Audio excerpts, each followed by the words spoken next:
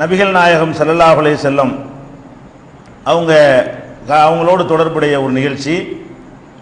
ஹஜ்ஜிக்கு செல்லக்கூடியவங்க அல்லது உம்ரா செய்யக்கூடியவங்க எஹ்ராம் அணிந்திருந்தார்களே ஆனால் அவங்க வேட்டையாடக்கூடாதுன்னு தடை இருக்குது. எஹ்ராமில் இருக்கக்கூடியவங்க முயல், பறவை இதெல்லாம் வேட்டையாடக்கூடாது. வேட்டையாடுற பிராணி இல்லாமல் கோழி ஆடுலாம் பிடிச்சி சாப்பிடலாம், அது வேட்டைக்கு உள்ளது கிடையாது.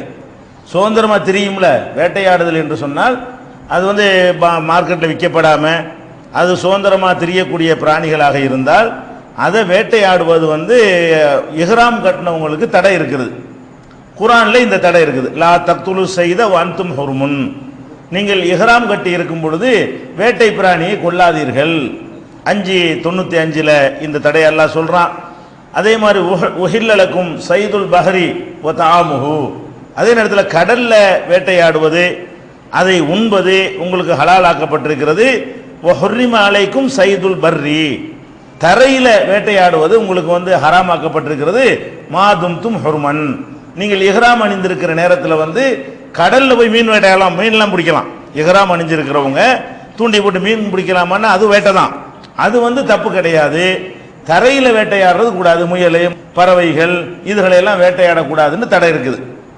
இப்ப இந்த தடையை நம்ம எப்படி புரிஞ்சுக்கணும்னா, வேட்டையாடக்கூடாதுன்னு சொன்னா வேட்டையாடக்கூடாது மட்டும்தான் புரிஞ்சுக்கணும். இதுல சொல்லாத ஒன்றை சேர்த்து புரிஞ்சுக்கலாமான்னா புரிஞ்சுக்கிற கூடாது. ஒருத்தங்க புரிஞ்ச நேரத்தில் ரசூல் ஸல்லல்லாஹு அலைஹி வஸல்லம் அவர்கள் அதை கண்டிக்கிறாங்க. அதான் அந்த சம்பவம். என்ன சம்பவம்னு கேட்டா, ரசூல் ஸல்லல்லாஹு அலைஹி வஸல்லம் அவர்கள் இஹ்ராம் அணிந்து சஹாபாக்களோடு போயிட்டு இருக்கிறாங்க. உம்ரா செய்வதற்காக வேண்டி என்ன செய்யறாங்க, ஒரு கூட்டத்தோட ரசூல் ஸல்லல்லாஹு அலைஹி வஸல்லம் போறாங்க. போய் ஒரு இடத்துல தங்குறாங்க, இடையில இளைப்பாடுறாங்க. மதீனாவுல மக்காவுக்கு போறதுக்கு 15 நாள் 10 நாள் ஆகும் இல்லையா, போற வழியில இடையில ஒரு இடத்துல தங்குறாங்க. தங்கும்போது ரசூல் ஸல்லல்லாஹு அலைஹி வஸல்லம் கொஞ்சம் முன்ன போய் அவங்க தனியா தங்கிக்கிட்டாங்க. ஒரு மரத்தடியில் அவங்க தனியா தங்கிக்கிட்டாங்க. மற்றவங்க எல்லாம் கூட்டமா ஒரு இடத்துல தங்கி இருக்கிறாங்க. எல்லாரும் இஹ்ராம் அணிந்திருக்கிறாங்க. அப்ப அபூ கத்தாதான்ற ஒரு சஹாபி அந்த ஏரியா அந்த பகுதியில் உள்ளவர், அவர் இஹ்ராம் அணியல. அவர் ஹஜ்ஜி உம்ராவுக்காக வரல, அவர் சாதாரணமாக அங்க இருக்கும் பொழுது அங்க ஒரு காட்டுக்கழுதையை பார்க்கிறார். காட்டுக்கழுதை மார்க்கத்தில் நமக்கு ஹலால். எப்படி குதிரை சாப்பிடுறது ஹலால் இருக்கிறோம், சாப்பிடாட்டாலும் மார்க்கத்தில் அது ஹலால். இந்த நாட்டில் வீட்டில் வளர்க்குற கழுதை இருக்குல்ல, அது நமக்கு ஹராமா இருக்கிறது. காட்டு கழுதை என்பது அது காட்டிலே நிற்கும், மனிதர்களுடைய கண்ட்ரோலில் வராது. அந்த மாதிரியான ஒரு காட்டு எருமை மாதிரி காட்டு கழுதை இருக்கிறது. அந்த காட்டு கழுதையை வேட்டையாடி சாப்பிட்றதுக்கு நமக்கு அனுமதி இருக்கிறது. இவர் அந்த காட்டு கழுதையை வீட்டு கழுதை மாதிரிலாம் அடங்காது, அது ரொம்ப விரட்டி பயங்கரமாக கஷ்டப்பட்டு என்ன செய்யணும், அதை பிடிக்கணும். அப்போ திடீர்னு பார்த்தா ஒரு காட்டு கழுதை ஓடுறது இவர் பார்த்துடுறாரு. யாரு, அபூ கத்தாதாங்கிற சஹாபி பார்த்துடுறாரு. பார்த்தவொன்னு என்ன செய்யறாரு, இவங்களெல்லாம் துணை கூப்பிடுறாரு, வாங்க வேட்டையாடணும், நீங்க கொஞ்சம் ஹெல்ப் பண்ணுங்கன்னு கூப்பிடுறாரு. இவங்க என்ன பண்ணிட்டாங்க, நாங்க இஹ்ராம்ல இருக்கிறோம், வேட்டையாடக்கூடாது, நாங்க எந்த ஹெல்ப்பும் பண்ண மாட்டோம் அப்படின்னு இவங்க மறுத்துடுறாங்க.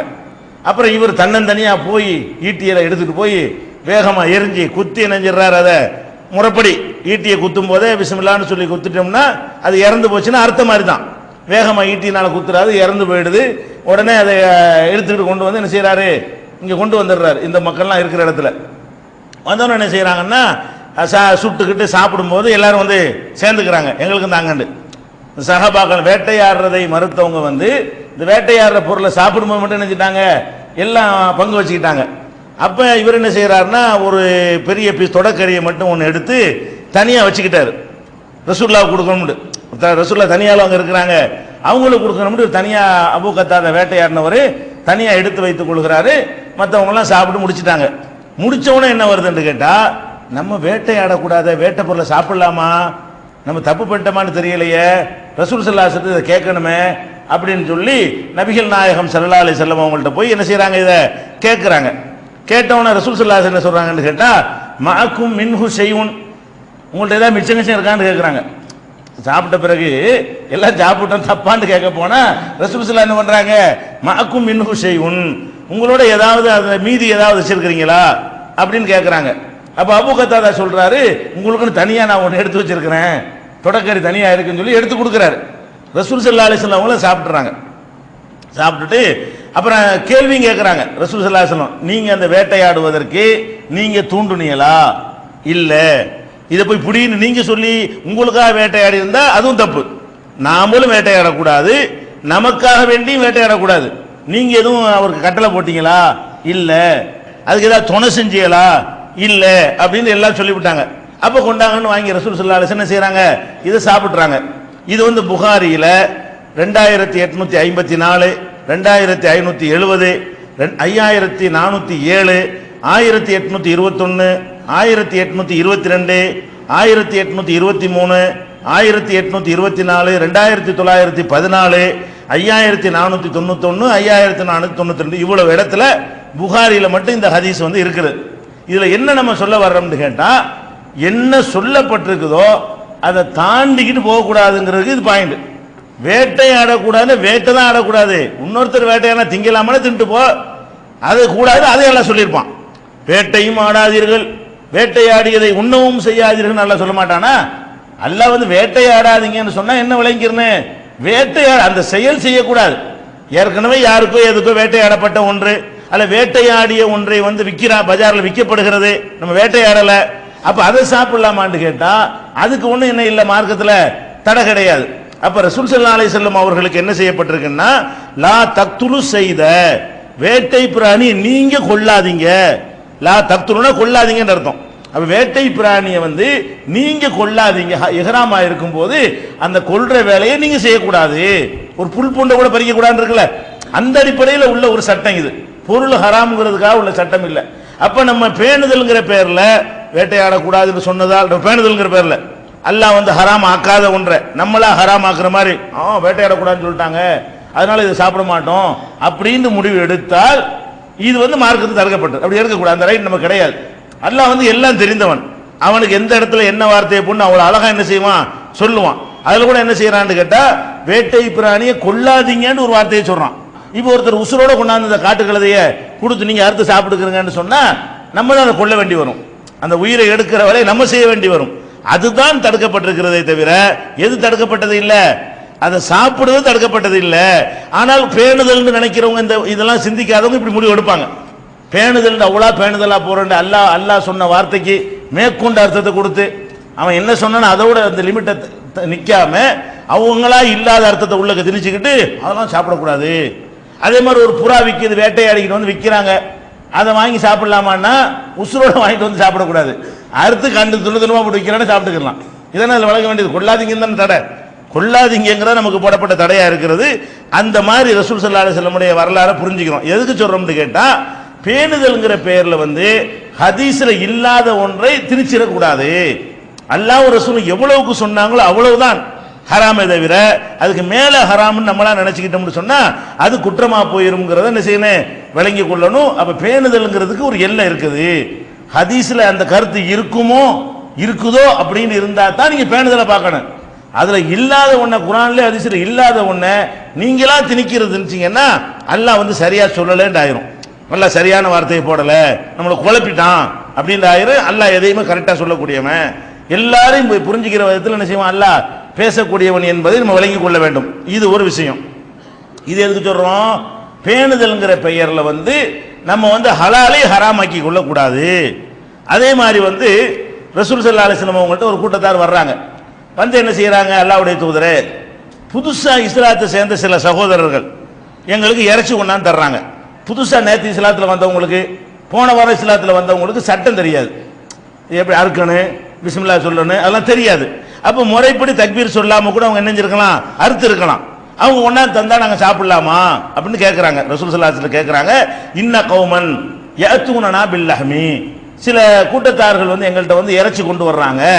இன்னொரு அறிவிப்புல வந்து கானு ஹதீஸை அஹதின் பில் குஃப்ரி, இப்பதான் அவங்க குஃப்ர்ல இருந்து விடுபட்டு புதுசா இஸ்லாத்துக்கு வந்தவங்களா இருக்கிறாங்க. அந்த கூட்டம் எங்களுக்கு இறைச்சியை கொண்டாந்து தர்றாங்க.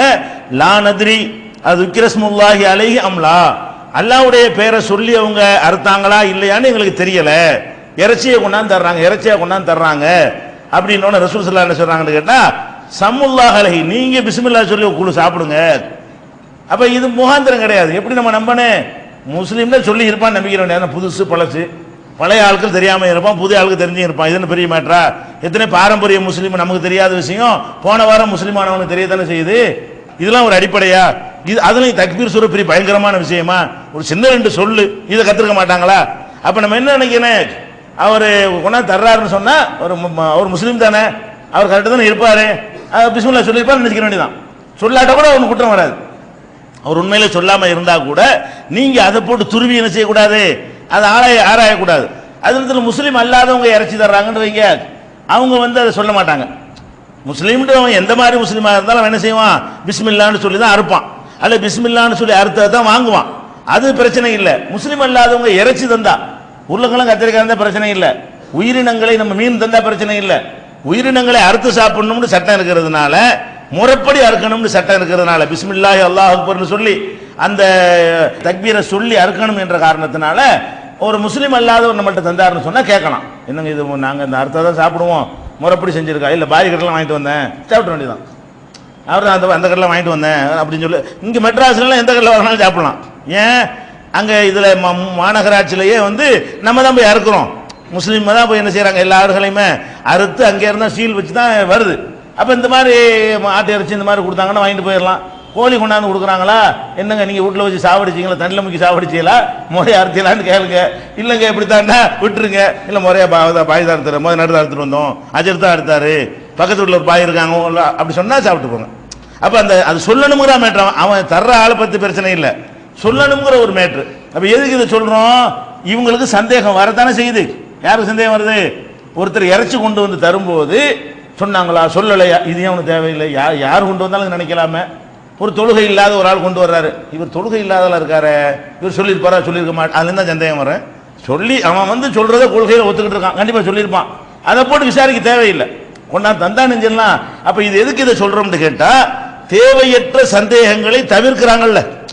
இந்த இடத்துல ஆமா சந்தேகம் வந்து சாப்பிட்றாதீங்க, நேத்தான் இஸ்லாத்துக்கு வந்தான்னு சொல்றீங்க, சொல்லாம கூட இருந்திருக்கலாம் அப்படின்னு ரசூல் ஸல்லல்லாஹு அலைஹி வஸல்லம் நினைக்காம, இதெல்லாம் பேசிக் இல்லாத, இது எதுல வேண்டாலும் இப்படி வரலாம், அவன் சொல்லலேங்கிறது பர்டிகுலர் ஏதாவது தெரியணும். இது அது நேத்து வந்தார்கள் என்பது போதுமான காரணம் இல்லை. நேத்து வந்தார்கள் பூசா வந்தார்கள் என்பது அவங்க இந்த பிஸ்மில்லா சொல்லி இருக்க மாட்டார்கள் என்பதை நிரூபிப்பதற்கு உரிய ஆதாரம் இல்லை. அதனால ரசூல் ஸல்லல்லாஹு அலைஹி வஸல்லம் அவர்கள் அதை சாப்பிடுங்கன்னு சொல்றாங்க. இது புகாரியில 2057 5507 ஆகிய ஹதீஸ்களில் இது பதிவாக இருக்குது. அப்ப அர்த்தமற்ற சந்தேகங்கள் உள்ள விஷயங்களை நம்ம தவிர்த்து கொண்டு அது அல்லாஹ் நமக்கு அனுமதிச்சிருக்கிறான் என்று புரிந்து கொள்ளணுமே தவிர, ஆதாரத்தோடு உள்ள சந்தேகங்களை தான் என்ன செய்யணும், அது ஹராம்னு நம்ம நினைக்கணும். இதையும் நம்ம புரிஞ்சுக்கிறோம். அதே மாதிரி ரசூல் ஸல்லல்லாஹு அலைஹி வஸல்லம் அவர்கள் ஆரம்ப காலத்தில் என்ன செஞ்சாங்கன்னா, குடி போதையில மூழ்கி இருந்த சஹாபாக்கள் சஹாபாக்கள் ஆன பிறகும் கூட காபிர்களா இஸ்லாத்தை ஏற்றுக்கொள்ளாத காலத்திலையும் ரொம்ப குடிச்சாங்க. அது குடிங்கிறது பெரிய பயங்கரமான ஒரு அந்த நாட்டுடைய ஊருடைய பழக்கமாகவே இருந்தது. இந்த மாதிரியான ஒரு கலாச்சாரத்தில் மூழ்கி கிடந்தவங்க அவங்க அப்பதான் இஸ்லாம் தடை செஞ்ச பிறகு, இஸ்லாத்துக்கு வந்த உடனேயும் கூட இஸ்லாம் தடுக்காம இருந்துச்சு, கடைசியா தடுத்துருச்சு.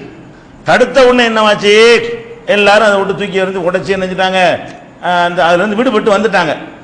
ரசூல் ஸல்லல்லாஹு அலைஹி வஸல்லம் ஆரம்பத்தில் என்ன பண்ணியிருந்தாங்கன்னு கேட்டா, நீங்க இந்த மதுபானத்தை யூஸ் பண்றதுக்குன்னு சில பாத்திரங்கள் வச்சிருந்தாங்க, அது மதுபானம் தான் போடுவாங்க, அந்த மாதிரி பாத்திரங்களை நீங்க யூஸ் பண்ணக்கூடாதுன்னு தடுத்து வச்சிருந்தாங்க. இது கல்லு சாராயத்துக்கு உள்ளதுன்னு யூஸ் பண்ணிட்டு இருப்பாங்க. அதை வச்சோன்னே இதுல எப்படி இருக்குன்னு விளங்கிறதுக்காக வேண்டி. இப்போ கூட ஒயின் அதுக்குன்னு தனித்தனி பாட்டில்கள்லாம் வித்தியாசமா போடுறாங்க பார்த்தீங்களா.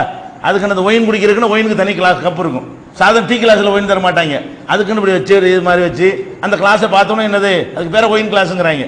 அது சாராயம் குடிக்கிறதுக்குன்னு தனி கிளாஸ் தனி வடிவம்லாம் இருக்கிறது. அந்த மாதிரி எல்லாம் இருந்தவொன்னே ரசூலுல்லாஹ் என்ன பண்ணாங்க, ஆரம்பத்தில் இனிமே நீங்க யூஸ் பண்ணக்கூடாது. எதை யூஸ் பண்ணக்கூடாது, இந்த மதுபானத்தை ஊத்தி குடிப்பீங்கள அல்லது பாதுகாத்து வைப்பீங்கள அந்த பாத்திரங்கள்லாம் உடைச்சு விடுங்கன்ட்டாங்க. சகாபாக்கெல்லாம் உடைச்சு விட்டாங்க. எதுக்கு இப்படி சொன்னாங்க, பழைய யாவும் வந்துடும், அப்படி குடிச்சு பழகு நாளுக்கு இப்பதான் விட்டு வந்திருக்கிறாங்க, அந்த பாத்திரத்தை பார்த்தோன்னு என்ன செய்யும் குடிச்சு அப்படின்னு மாதிரி நினைச்சு முதல் செஞ்சுட்டாங்க. பிறகு அவங்களுக்கே தோணுது, இது பேசிக் இல்லையே, தடுத்தது அவங்க தான், அது வகி இல்லாமல் தடுத்து விட்டாங்க போல இருக்கு. அப்புறம் உங்களுக்கு புகாரில் தடுத்தாங்கன்னு வரும், புகாரிலே வரும். அந்த ஒரு கூட்டத்தார் வரும்பொழுது 4 விஷயத்தை எங்களுக்கு கட்டளையிட்டார்கள். அப்துல் கைஸ் கூட்டம் வரும், முதல் வால்யூமில் இருக்கும். அப்துல் கைஸ் கூட்டம் வரும்பொழுது 4 விஷயத்தை தடுத்தார்கள்னு சொல்லும் பொழுது அதில் இந்த சொர கொடுக்கையெல்லாம் வருது, இதெல்லாம் தடுத்தாங்கன்னு சொல்லிட்டு. பிறகு என்ன ஆகுதுன்னு கேட்டால் யோசிச்சு பார்க்குறாங்க ரசூல் ஸல்லல்லாஹு அலைஹி வஸல்லம், அது வகி வந்திருக்குது, இதில் என்ன பாத்திரத்தில் என்ன இருக்குது, தண்ணி அடிக்காமல் இருக்கணும்னா அந்த பாத்திரத்தில் வேற ஏதாவது அடிக்க வேண்டியான, அதான கூடாது, சாராயம் தானே குடிக்கக்கூடாது, கல் தானே குடிக்கக்கூடாது, அதில் காப்பி ஊற்றி குடிச்சா நமக்கு என்ன அப்படின்னு ரசூல் ஸல்லல்லாஹு அலைஹி வஸல்லம் தோணி என்ன செய்யறாங்கன்னு கேட்டால், நகைத்துக்கும் அனில் உருஃபி, இந்த மதுபானங்கள் பயன்படுத்தின பாத்திரங்களை கூட நீங்கள் பயன்படுத்தக்கூடாது என்று உங்களுக்கு தடுத்திருந்தேன். இப்ப தெரிஞ்சுக்கிறங்க, இன்னல் துரூஃப லா யுஹில்லு ஷையா வலா யுஹர்ரிமுஹு. பாத்திரங்கள் எதையும் ஹலாலாக்க போவதில்லை, பாத்திரங்கள் எதையும் ஹராமாக்க போவதில்லை. குல்லு முஸ்கிரின் ஹராம், போதை தர்றது தான் ஹராமு. பாத்திரத்தை மாத்திக்கிட்டு குடிக்கலாமா? டீ கிளாஸ்ல சராயம் குடிக்கலாமா? மேட்ரு என்னது? அதுல உள்ள சரக்குக்கு தான் விஷயமே தவிர அது அடைச்சு வைக்கிற பாத்திரம் மேட்டர் கிடையாது. அதனால நீங்க என்ன செய்யுங்க, இந்த கள்ளு சாராயத்துக்கு பயன்படுத்தின பாத்திரங்கள் உங்கள்கிட்ட இருந்தால் அதை வேற எதுக்காக பயன்படுத்திக்கிறங்க. பேசிக் இல்லைன்னு தெரிஞ்சவனு வாபஸ் வாங்குறாங்க பார்த்தீங்களா? சந்தேகத்துக்கு ஒரு பேசிக், ஒரு அடிப்படை இருக்கும் நினைச்சு முதல்ல சொல்லிவிட்டாங்க, முதல்ல தடுத்துடுறாங்க. தடுத்துட்டு என்ன செய்யறாங்க, ஆமா இதுல இதான் மார்க்கத்துல தடை, கல்லு குடிக்க கூடாதுன்னு நல்லா செய்யறான், ஹம்ரு தானே தடுக்கப்பட்டிருக்குது. அப்ப சாராயத்தை எல்லாம் தடுத்திருக்கும் போது அதை வச்சு இந்த பாத்திரம் தடுக்கிறேன், அது என்னது, ஒரு கிரவுண்டும் இல்லையே, இதுக்கு ஒரு அடிப்படையே இல்லையே அப்படின்னு நினைத்து என்ன செய்யறாங்க, இதெல்லாம் ஹராமாக்காது. பாத்திரங்கள்னால ஒண்ணு ஹராமா போவாது, பாத்திரங்கள்னால ஒண்ணு ஹலாலா போவாது. இது முஸ்லிம்ல 3724வது ஹதீஸ்ல இது பதிவா இருக்கிறது. அப்ப இதெல்லாம் எதுக்கு சொல்றோம்னு கேட்டா, சந்தேகங்கிறதுக்கு ஒரு எல்லை வச்சுக்கிறங்க. காரணம் இல்லாத சந்தேகம், காரண பாத்திரத்தின் மீது சந்தேகப்படுறதெல்லாம் காரணம் இல்லாத சந்தேகம். அதை நானே தப்பு சொல்லிட்டேன் மாத்திக்கிறேன் அப்படின்னு ரசூல் ஸல்லல்லாஹு அலைஹி வஸல்லம் அவர்களே மாத்தி கொண்ட ஒரு விஷயம். அதனால இந்த ஹராமான விஷயங்களை நம்ம தவிர்த்து கொள்வது போலவே சந்தேகத்துக்கு இடமானதை தவிர்த்து கொள்ளணும். அதே நேரத்தில் சந்தேகத்துக்கு அடிப்படை இல்லாத விஷயங்கள்ல ஒரு ஆதாரமற்ற சந்தேகங்களை நம்ம உண்டாக்கி இருந்தோம்னு சொன்னா, வரட்டு சந்தேகத்தை உண்டாக்கி இருந்தோம்னு சொன்னா அதை தவிர்த்து கொள்ளணும். அதுக்கு எந்த வெயிட்டும் கொடுக்க வேண்டியதில்லை, அது ஹலால் தான், அனுமதிக்கப்பட்டதான் என்று நம்ம முடிவு செஞ்சுக்கிறணும். இதுக்கு முத்தாய்ப்பா ஒன்று கடைசியா சொல்வதாக இருந்தால், நமக்கு எல்லாத்துலேயும் முன்மாதிரியாக இப்ராஹிம் நபியை தான் எல்லாம் சொல்றான். இத்தபி மில்லத்த இப்ராஹிம் ஹனீஃபா. இப்ராஹிம் நபியை நீங்க என்ன செய்யுங்க, உங்களுடைய வாழ்க்கைக்கு நீங்கள் பின் முன்மாதிரியா எடுத்துக்கிறங்க. ஒரே ஒரு விஷயத்துல தான் அல்ல எடுக்க வேணாங்கிறான். அவருடைய தகப்பனார் இஸ்லாத்துல இல்லாம இருந்தாரு, அவருக்காக இப்ராஹிம் நபி பாவ மன்னிப்பு தேடினாங்க. தேடக்கூடாது. இஸ்லாத்தை ஏற்றுக்கொண்டவங்களுக்கு தான் பாவ மன்னிப்பு. இஸ்லாத்தை ஏற்றுக்கொள்ளலன்னா அல்லாஹ் என்ன செய்ய மாட்டான், அவனை ஏற்றுக்கொள்ளாதவர்களை மன்னிக்க மாட்டான். தகப்பனாருக்கு பாவ மன்னிப்பு கேட்கறது அல்லாஹ் கண்டிச்ச உடனே அவர் வாபஸ் வாங்கிக்கிட்டாரு. அதை அல்லாஹ் சொல்லி காட்டுறான். அவர் தகப்பனாருக்கு பாவ மன்னிப்பு கேட்டார, அதை முன்மாதிரியா வச்சுக்கிட்டு நீங்களும் உங்களுடைய பெற்றோர்கள் இணை கற்பிக்கக்கூடியவர்களாக இருந்தால், சிறுக்கு குஃபுர்ல இருந்தால் நீங்க பாவ மன்னிப்பு தேடக்கூடாது. அதுக்கு அவரை முன்மாதிரி நீங்க இருக்கக்கூடாது. இந்த ஒன்றை தவிர எல்லாத்துலயும் முன்மாதிரிங்கிறான் அல்லாஹ். லக்கத் கான லக்கும் உஸ்வத்துன் ஹஸனத்துன் ஃபீ இப்ராஹீம வல்லதீன மஅஹு. இப்ராஹிம் இடத்திலையும் அவரோடு இருந்த மக்களிடத்திலையும் உங்களுக்கு முன்மாதிரி இருக்கிறது. இல்லா கவுல இப்ராஹிம சஸ்தக்ஃபிரன்ன லக ரப்பி. உங்களுக்கு அல்லாஹ் நான் பாவ மன்னிப்பு தேடுவேன் பாப்பாட்ட சொன்னார், தகப்பனார்ட்ட. அதுல தவிர மற்ற எல்லாத்துலயும் உங்களுக்கு என்னவா இருக்கு, முன்மாதிரி இருக்குன்னு நல்லா சொல்லி காட்டுறான். அப்ப இந்த இப்ராஹிம் நபி அவர்கள் அவங்க பிரயாணம் பண்ணி போயிருக்கும் பொழுது அங்க ஒரு ராஜா இருக்கிறான். அவன் ஊருக்கு போனவன்னு என்ன செய்யறாங்க, அவன் இப்ராஹிம் நபியுடைய மனைவி சாரா இருக்காங்க இல்லையா, சாரா ரொம்ப அழகியா இருப்பாங்க, ரொம்ப அழகா இருப்பாங்க. அவங்கள அவன் தவற அடைவதற்காக அந்த ராஜா முயற்சி பண்ணி இது யாருன்னு கேட்கிறான். உடனே அவன் என்ன செய்யறாங்கன்னு கேட்டா, மனைவி என்று சொல்லிவிட்டால் கொண்டு விடுவான். ஏன்னா கணவன் தானே தடையணிப்பான். எப்போதுமே ஒரு மனைவின்னு சொல்லிவிட்டா ஆளா இவரை காலி பண்ணி விடுவான். அதுக்காக என்ன பண்ணாரு, சகோதரின்னு சொல்லிட்டார். இப்ராஹிம் நபி என்ன பண்ணிட்டாரு, சகோதரின்னு அவருக்கு ஒன்றும் கை வைக்க மாட்டான். சரி சகோதரி தானே, போட்டி இல்லையில அப்படி நினைத்து கொண்டு என்ன செய்யறான், அந்த பெண்ணை தவறான முறையில் அவன் பலாத்காரம் பண்ண நினைக்கும் பொழுது அல்லாஹ்வுடைய ஒரு குதிரத்தினால, ஒரு உதவியினால அவனுக்கு ஒன்றும் செய்ய முடியாம போயிடுது. அப்ப நீ சைத்தான கொண்டா நிப்பாட்டிக்கலான்னு சொல்லிவிட்டு அப்புறம் என்ன பண்றான், அவங்களுக்கு ஒரு அன்பளிப்பாக அம்மா ஹாஜரா அம்மா அங்க அடிமையா இருக்காங்க அவனோட அரண்மனையில. அந்த அடிமையத்துக்கு என்ன செய்யறாங்க, நீங்க சேவகத்துக்கு வச்சுக்கிறீங்கன்னு சொல்லி கொடுக்குறாங்க. அடிமைங்கிறது அந்த காலத்தில் ஆடு மாடு மாதிரி தான். அடிமைங்கிறது ஆடு மாடை கொடுக்குற மாதிரி ஒரு பொருள் மாதிரி தான். அந்த காலத்தில் மனிதர்களே அடிமையா வச்சிருந்தாங்க இல்லையா, அந்த அடிமையை அன்பளிப்பாக இப்ராஹிம் நபி கொடுத்து மனைவியோட சந்தோஷமா அனுப்பி வச்சிடறான். அதை இப்ராஹிம் நபி வாங்கி கொண்டார்கள். அப்போ அவன் காப்பீட்டு வாங்கக்கூடாதுன்னா என்ன செய்ய மாட்டாங்க, அவன் என்ன ஒரு கொடூரமானவன், கெட்டவன், எந்த பொம்பளை கண்டா விட மாட்டான், இப்படிப்பட்ட ஒருத்தன் தெரிஞ்சும் கூட அவன் ஒரு அன்பளிப்பை தரும்போது என்ன செஞ்சுக்கிறாங்க, அந்த ஹாஜரா வாங்கிக்கிறாங்க. பிறகு அவங்களே மனைவி ஆக்கி கொண்டார்கள். அவங்க வழியில தான் என்ன செய்யறாங்க, இஸ்மாயில் நபி பிறக்கிறாங்க. ரசூலுல்லாஹ் அந்த வழியில வந்தவங்க தான். அப்ப அந்த மாதிரி இருக்கும் பொழுது இது எங்க இருக்குன்னு கேட்டா, இது புகாரியில 3358வது ஹதீஸாகவும் 5084வது ஹதீஸாகவும் இருக்கிறது. இது எல்லாத்தையும் சேர்த்து நம்ம புரிந்து கொள்ள வேண்டிய விஷயம் என்னன்னு கேட்டா, வசுவாசுக்கு இடம் கொடுத்துறாதீங்க. கரெக்டான விஷயத்துல அல்லாஹ் ஹராமாக்குனதுக்கு தெளிவான கிரவுண்ட் இருந்தா மட்டும் என்ன செய்யுங்க, அதை கடைப்பிடிங்க. அல்ல ஹராமா இருக்கும் என்பதற்கு போதுமான முகாந்திரம் இருந்தால் அதை விட்டு தவிர்த்துக் கொள்ளுங்கள் என்பதை நம்ம இதுல வழங்கிக் கொள்கிறோம். இது நம்ம சந்தேகத்திற்கு இடமான விஷயங்களை பற்றி அறிந்து கொள்ள வேண்டிய செய்தி.